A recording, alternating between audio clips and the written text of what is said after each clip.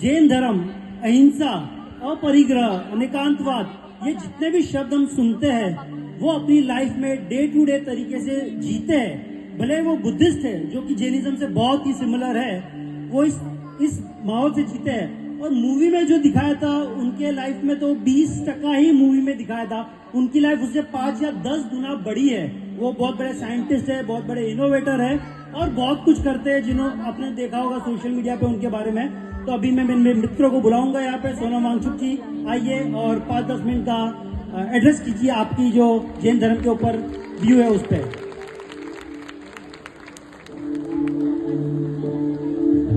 पधारिए, welcome.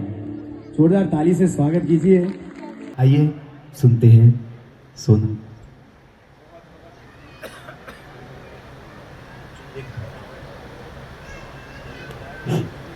बहुत बहुत धन्यवाद। और आप सभी को मेरी तरफ से, लद्दाख की तरफ से, वहाँ के पशु पक्षियों की तरफ से, कीड़े मकोड़ों की तरफ से, फूल पौधों की तरफ से अभिनंदन अभिनंदन अभिनंदन। और हम कहते हैं झूले झूले झूले। तो मैं आज यहाँ पर कोई सेलिब्रिटी की तरह नहीं आया हूँ, ना ही कोई आशीर्वाद देने, बल्कि मैं प्रेरणा लेने आया हूँ, जो कि मैं लेता रहा हूँ जैन समाज से, जैन धर्म से। और आज मैंने जब कुछ हफ्ते पहले सुना मेरे मित्र दिलीप जी से कि ऐसी दीक्षा होगी मोक्ष बहन की, तो मैंने कहा मैं आना चाहता हूँ, मैं समझना चाहता हूँ, देखना चाहता हूँ, सोचना चाहता हूँ। और आज मुझे बहुत खुशी हो रही है कि आप सबके साथ मिलके मैं आज यहाँ उपस्थित हो पाया। इसका बहुत बहुत धन्यवाद, बहुत बहुत धन्यवाद। तो जैसा कह रहे थे, मैं लद्दाख से हूँ, जहाँ बहुत से लोग बौद्ध धर्म को मानते हैं। और बौद्ध धर्म में हालांकि मेरा जन्म हुआ, मैं बचपन से ही महावीर जी की तरफ भी रुचि रखता था और सोचता रहता था ये भगवान बुद्ध और महावीर जी कितने मिलते जुलते दिखते हैं। और आगे चलकर संयोग हो जो हो, मेरे सबसे प्यारे मित्र दिलीप जी बने, शिल्पा जी बने और शांतिबाई से मुलाकात हुई। और मेरी धर्मपत्नी गीतांजलि भी जैन धर्म से हैं। तो इस तरह से जैन धर्म से मेरा रिश्ता बढ़ता गया, संयोग था या जो भी था। और मैं कुछ और सीखता रहा दिलीप जी से, शिल्पा से, उपवास के बारे में, अलग अलग जो आपके परंपराएं हैं, संथारा के बारे में मैं बहुत रुचि रखने लगा, कैसे इतनी लंबी उपवास करते हैं। और आपको बताऊं, जब मैं लद्दाख में पर्यावरण के लिए उपवास कर रहा था तो उसकी प्रेरणा मुझे जैन समाज, जैन धर्म से मिली थी जी। हालांकि लोगों को बहुत अजीब लगता था, नामुमकिन लगता था कि मैं हफ्तों तक भूखा रहता, 3 हफ्ते, अगली बार 4 हफ्ते होगी। मगर मुझे मालूम था कि हमारे जैन भाई बहन तो इससे भी बहुत लंबा रखते हैं, तो मैं क्यों ना पर्यावरण के लिए ये त्याग कर सकूं। तो ये प्रेरणा मैं आपसे लेता रहा हूं हर समय। और एक पर्यावरणवादी, क्लाइमेट एक्टिविस्ट के नाते मैं ये समझता हूँ कि जैन धर्म सिर्फ जैन लोगों के लिए नहीं, बल्कि दुनिया के लिए एक बहुत बड़ा संदेश लिए बैठी है, जो कि पहुँचने की बहुत ज़रूरत है पूरे दुनिया में। जो ये इच्छाओं को वश में करने का अंदाज है जैन धर्म में, और फिर जो अहिंसा का दीक्षा, शिक्षा हम पाते हैं जैन धर्म से, आज संसार को इसी की ज़रूरत है। आज संसार प्रलय के कागार पर है। जलवायु परिवर्तन के चलते हर तरफ प्रलय दिख रहा है, आग लगी है, हर देश में आप सुनेंगे, बाढ़ आ रहे, तूफान आ रहे हैं। और ये सब हो रहा है मानवता के इच्छाओं के कारण।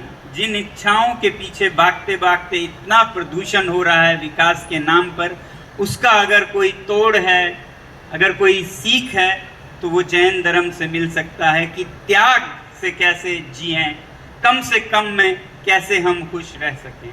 वैसे ही जब हम अहिंसा की बात करते हैं तो आपके धर्म में हर प्राणी के लिए इतना सोचा जाता है कि कहीं मेरे पैरों के नीचे कोई कीड़ा ना आ जाए, कहीं मैं श्वास में भी कोई जीव को न ले लूं, उसकी मृत्यु ना हो जाए।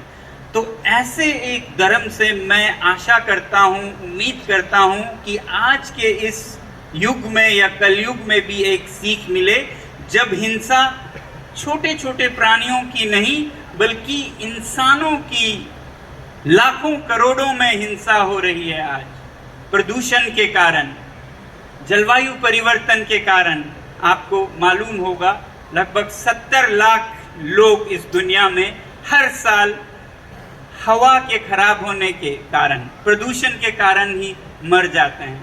तो शायद जैन समाज से ही एक सीख मिले लोगों को कि हिंसा, इसे हम नज़रअंदाज नहीं करेंगे। जीवन शैली आज के युग में बदल कर हम इस हवा को साफ रखेंगे।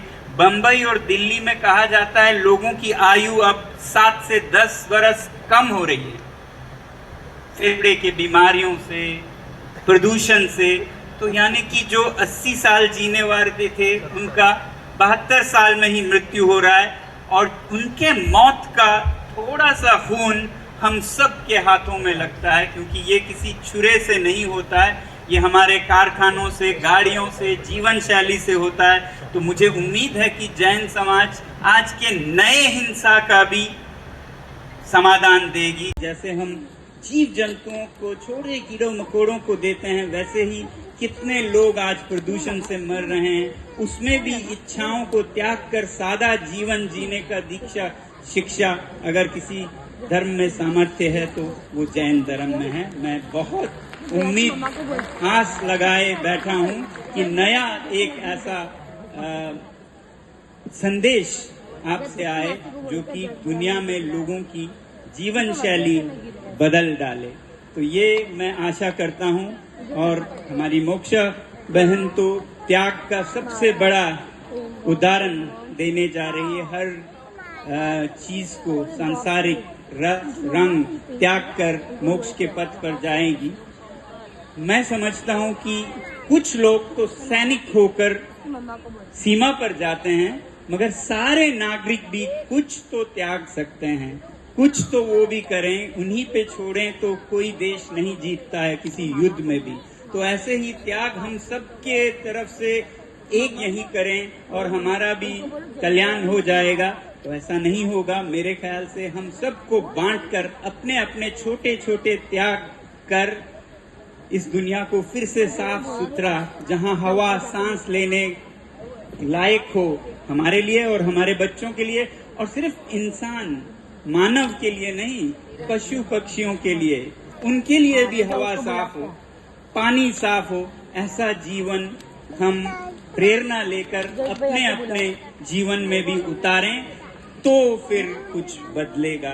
वरना कुछ लोगों पर हम अपना जिम्मेदारी भी छोड़ दें तो हिंसा कम नहीं होगी।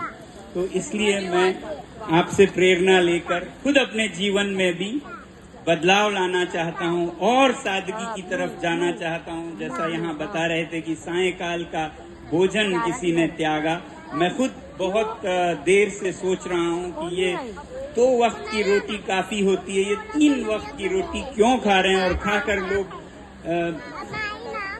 अनेक बीमारियों के शिकार होते हैं और हिंसा होती है। क्योंकि जो कृषि है, कृषि आज सबसे हिंसक बन गई है। कृषि, आप तो मुंह पर नकाब डालते हैं, नंगे पैर चलते हैं ताकि किसी की हानि ना हो, हिंसा ना हो। आपको मालूम होगा जो खाना आज हम खाते हैं उसी से कितना हिंसा होता है। आज जलवायु परिवर्तन का 1/3 लगभग कृषि के कारण, जो भोजन हम खाते हैं उसके कारण होता है। जो कीटनाशक, जो खाद, जो ट्रैक्टर, जो धुआं उससे आता है। तो आज हमें सच में सबको 2 वक्त की रोटी जो कहते हैं वो ही सबसे अच्छा धर्म होगा। और मैं आज आप लोगों के सामने यही कहना चाहूंगा कि मैं सायंकाल का भोजन त्याग के एक छोटा सा हिस्सा खुद भी लेना चाहूंगा, ये जिम्मेदारी। और ऐसे ही उम्मीद मैं आप सबसे करूंगा और आप सबसे उम्मीद है दुनिया को कि आप बहुत बड़ी प्रेरणा बनेंगे पूरे दुनिया के लिए। बहुत बहुत धन्यवाद और आपको बहुत बहुत शुभकामनाएं एक नए जीवन की तरफ। आपके माता पिता और सारे शुभचिंतकों को बहुत बहुत नमन करता हूं। क्या बात है।